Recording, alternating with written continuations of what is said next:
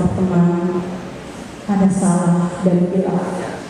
Almarhum sebagai manusia biasa bertemu maaf dan semoga beliau tenang di sisi Allah berkat doa Bapak-Bapak dan Ibu. Terima kasih. Semoga kita semua dalam kasih sayang.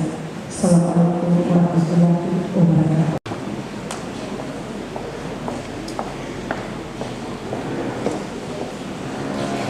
Laporan Ketua Panitia kepada